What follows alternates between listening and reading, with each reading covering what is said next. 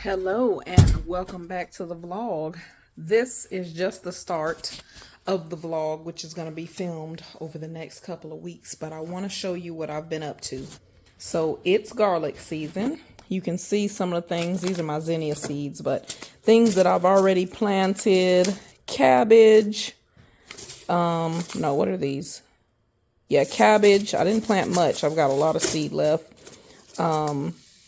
Turnips and Detroit red beets and garlic. So the secret to my planting garlic is I don't buy seed garlic. In all my years of planting garlic, I have never bought seed garlic because seed garlic is expensive. So what I normally do is I normally go into my local Costco or Sam's Club and I just get a bag of garlic. I don't even buy organic garlic. Now, whenever you plant store-bought garlic, hold on, my rice timer's going off. So whenever you buy store-bought garlic and not seed garlic, you run the risk of introducing contamination into your garden. And that can be through pesticides if the garlic's been sprayed with pesticides, or if the garlic had like garlic rust, and I'll put a picture right here, bringing that into your garden. My garden beds are raised. This bed here, and this big planter here, and there's another big planter back there, will be where I'm going to plant the different varieties of garlic this year. So because I'm doing raised beds or container gardening, if I happen to have some sort of contamination in the soil, I can just dump the soil out and get new soil. It's not a big deal. But if you're growing in the ground, it would be more of a concern with contamination for you. So just do your research. Like I always say, do your own research, check and see if it's something that would work for you and your family. So I walked into my local store and I bought a head of garlic. It was as big as this head is, though this I bought from a different store. So this garlic does not have the purple streaking like this garlic, but I've always wanted garlic with a bit of purple. So last year I grew this garlic, and this is the worst garlic I've ever had. You can see this garlic is about thumb width across. It came out very, very, very small. And it's probably because the garden, the soil, I did not put a lot of fertilizer in it, but usually I get quite a lot of crops. So I have this garlic braid and I have another garlic braid, but my husband's used about all of it up. And I love that. I grow it because he actually uses it. He cooks with it, and it's the garlic we eat. But these small bulbs ain't gonna get it. His hands are much bigger than mine, and he takes his time and peels the garlic. But I wanted something better for him this year. So you see how one bulb is literally smaller than one clove of this new garlic. So I walked into a local food store, and this was, I'll just say it was the Fresh Market. I walked into the Fresh Market and I got this head of garlic. I actually got 2 heads of it. They were about this big, and I've already planted some. This is what's left over. I came out here to get it to cook with. And this garlic, which has the purple tint. Now this garlic is from Argentina, and you can tell an imported garlic because American grown garlic will still have the roots, but imported garlic, they cut the roots off. And if it's from China, they will literally dig this part out. So this whole stump will be gone. Okay, so that's how you tell. This garlic here is organic, while this is not organic. And I'm also doing something different for this year. I have seen people grow elephant garlic for years, and I've always wanted to try it, but the price of seed garlic is crazy. So I looked on Etsy. I got my package in, and look at these garlic heads. Now, the difference between, what is this? The difference between regular garlic and elephant garlic is, while elephant garlic is an allium, it's more in the leek family. So I'm going to hold these 2 garlic cloves up for you so you can see the difference. On video? Video, yes. And get what? Just get me in the fence, not the car. However you can come in, you can zoom out however you want. Is it on?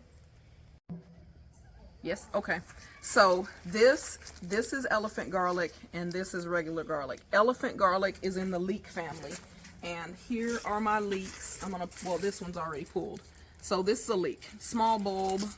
Looks like this. The difference is in the flavor, and I'll put some differences between leeks and onions on the screen. So you can see that obviously this elephant garlic, the cloves are massive. My husband, he's holding the camera, so I'm gonna flip it around so you can see his hands. His hands, look at his face. Can you hold your hand up with the garlic? His hands are huge. He was peeling that tiny garlic that I had grown. So this is much easier for a man to peel. All right, as we casually pass the camera back. So you can see the difference in the size of the cloves. I'm gonna peel this out just a little. Oh my gosh. Okay, so this garlic has that beautiful purple tint to it, and it said it was from Argentina. I'm not sure what kind of garlic it is. Garlic is as varied, or garlic has as much variety as like tomatoes do. But you can see here, I peeled the cloves back. This clove size is as big as that other head of garlic I grew last year. And this elephant garlic, my goodness. Look at that clove. Look at the difference in the clove size. So for a man, this is definitely much easier to peel than this, but this is definitely much easier to peel than this. God bless my husband for, you know, making use of everything I grow, but this was out of control this year. All right, I had stopped filming and I was just separating these garlic cloves out into different areas. I got my area all dirty. Sorry, I'm whipping the camera around. But look, I picked a great garlic head. This is also why I like to get garlic from the grocery store, because this garlic is already sprouting. That tells me this is already ready to go in the ground. So I'm going to finish peeling this and we're going to go plant this one clove of garlic. So when you're peeling garlic to plant, you want to keep as much of the papery skin on the clove as possible because it protects it. It acts as its insulation rather, not insolent. Insulation, keeping the clove from any soil-borne diseases or pests. When you're planting garlic, whether it's seed garlic or store-bought garlic, you want to plant the largest clove. So look how small this clove is. That's going to give me a small head of garlic compared to this clove. You always want to plant the largest cloves. Those will give you the largest heads of garlic. All right, so my husband's back there getting his fish ready. He's a meal prepper. He does that really well. I'm a seed prepper. No, let me stop. How y'all doing today? I have some seeds that have come in the mail and the weather is something else. So let's unpackage these seeds. Tripod, so this angle is pretty weird, but it doesn't feel like anything's in here. Oh, there they are. Okay, so I told you guys before I ordered from YouTube. I ordered from Miss Tizzy's Seeds and Miss Tizzy's Weeds and Seeds. This is nice. I'm going to use this as a bookmark. And she sent a survival gardening little, looks like a book type thing. And then, of course, my order receipt. And what I ordered was Caraflex cabbage. So Caraflex is a cone-shaped cabbage. It does this coning. And it's supposed to be a smaller space cabbage. But I saw what the outer leaves of this cabbage look like. So I'm not too convinced that I have enough space. And also, I'm pretty well convinced that it's too late in the season to be planting these cabbages. But I'm going to go ahead and try this anyway. I'm going to go outside and go up to the East Garden and plant these cabbages. Before I go out there, she includes this nice little book with how to plant them. And then the seed is inside. So Miss Tizzy's on here. I'm not paid for this or anything, but there's a QR code. Change my shoes real quick. I have my garden shoes from Vietnam, and we're off.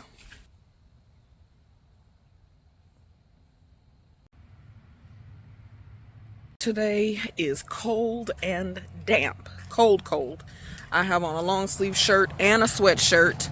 I don't have a microphone, so I'm trying to keep the phone close so we don't have the issues like the last video. Thank you so much if you stuck it out through that video. Sound quality was horrible. It lets me know I need to have in the mic. And so I'm working on having in the mic, but obviously today I don't have the mic. So the beds look great. I'm gonna have to go back up to the garage and get a clip because the weight of this flower has pulled it over to the side and I don't want it to lean down. But the beds look great. This is my broccolini and I'm looking quite forward to, this is the broccolini and I'm looking quite forward to eating it. As it gets colder, these turnips are loving life. They are like growing seriously big. Oh my gosh. Look at this. I'm barefoot. These turnips are looking great. And then over here, this bed is just disappointing. This is where I initially planted cabbage. And then I don't think I sowed it. Oh, I put onions in the middle. But these cabbages, this one finally got a little bit bigger, but this side of the bed just doesn't get enough light. So this is what we're working with. These still have their little true leaves and they've been like this for weeks. And I think it's just because this side of the bed just doesn't get enough light. I put onion peels and some different smelly things out here. So I put onion skins and things to keep the cats out of my garden because I have one cat, but the neighborhood just does not abide by leash laws. And so yeah, so anyway, I've been putting out onion peels and just sneaky things to keep cats away.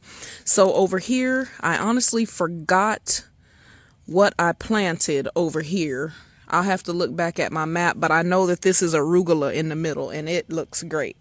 So the remaining space I have is this front space, and these are going to die at the first frost, but I can go ahead and plant cabbages in between, and the cabbages take so long to come up. I think it'll be fine. So that's what I'm going to do. I'm going to plant cabbages in between up here, and then I'm going to also sow some, I think I'll go ahead and sow some Caraflex cabbages here. I'm not sure if I'm going to need this for garlic or not, but I think I can space some garlic in between them if I just sow 3. So that's my plan today. Okay, why I didn't come out with my tripod, I don't know, but I'm just going to unhook this little seed satchel off of this paper, and I chose to go ahead and sow them today because it is raining, and we have been like rain delinquent, seriously. So I'm just basically just taking advantage of the rain, and I'm going to, ooh, that's too many. I'll have enough Caraflex cabbage to probably sow in the spring also, when a lot of these winter crops get harvested. So seeds are super tiny. I'm gonna try to show you, but I don't want to lose my seed. Very tiny seeds. And I'm gonna go ahead and sow them. I'm gonna sow these towards the corners. And I'm not putting very much soil on them. I'm sowing them about maybe about 3 inches off the rails of this garden.